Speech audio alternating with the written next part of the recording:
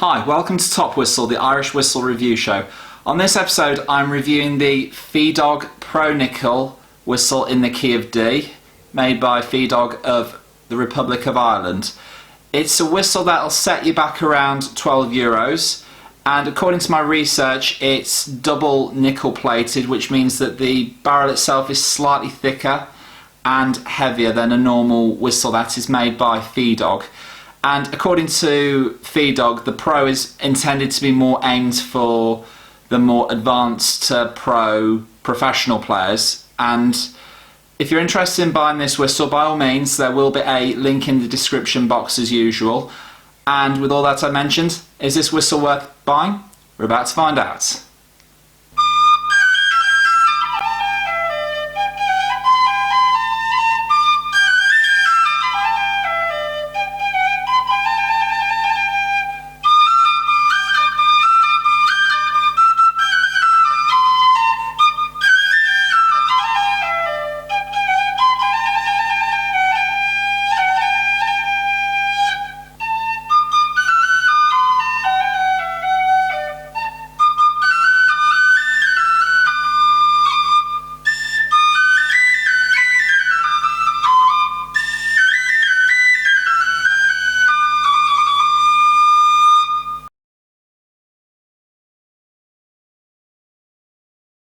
After playing the whistle, I have to say the good points are the volume is slightly above average. It's about a 6 out of 10, so it's just above mid-range.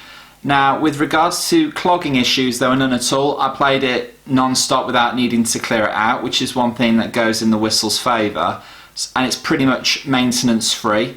And the hole sizing and placement is just right. I had no fumbling issues or the whistle's holes being too close together for comfort. And with regards to the air volume and pressure requirements, it was alright. You will not run out of breath playing, so it doesn't require high breath requirements at all. Now, moving on to the bad points are, which I sadly have to say there are quite a few with this one. It's not tunable by any means, so if you want to achieve concert pitch, that facility just isn't there.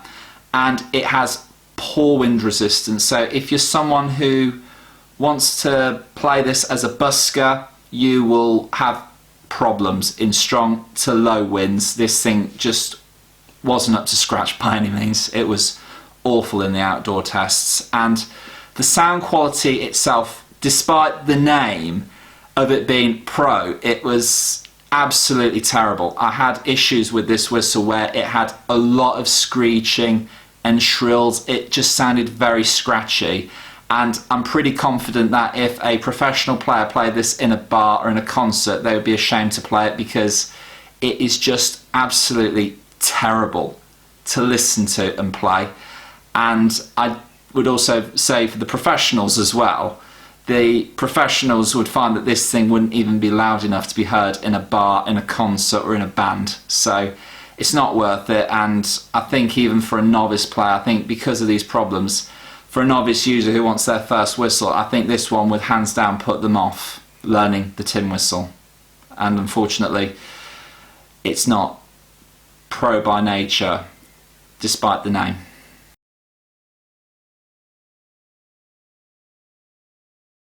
After weighing the pros and cons and not needing by any means to think long and hard about this, I've come to the quick and accurate conclusion of weighing the score of this whistle to be about a 4 out of 10. This is a whistle that's aimed at amateur players who are really desperate for a first whistle, who cannot be asked to check the shop for better quality whistles that are available. And I feel it's a mediocre whistle that I would not recommend for either professionals or novices alike. It's an instrument that's a bit of a con, despite the fact that the manufacturer alone claims by its name it's for pros and professionals, when its quality does not match it in any way, shape or form.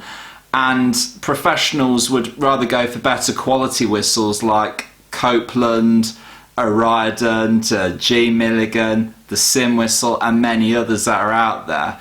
Whereas if I was to say to any novice player who is thinking of getting their first tin whistle, avoid this whistle like the plague. You are not getting your money's worth. If you want a good whistle to practice with and to get a feel for. By all means, there are some good cheap makers. There's Clark, Tony Dixon, Timothy J. Potter, and many others. But this whistle, by all means, avoid like the plague. It's just not worth your money or time of the day. So on that note, I hope you've enjoyed the show. If you wish to see more like this in future, please, by all means, hit the subscribe button. There are more episodes in the pipeline, and I look forward to seeing you all again next time. Goodbye.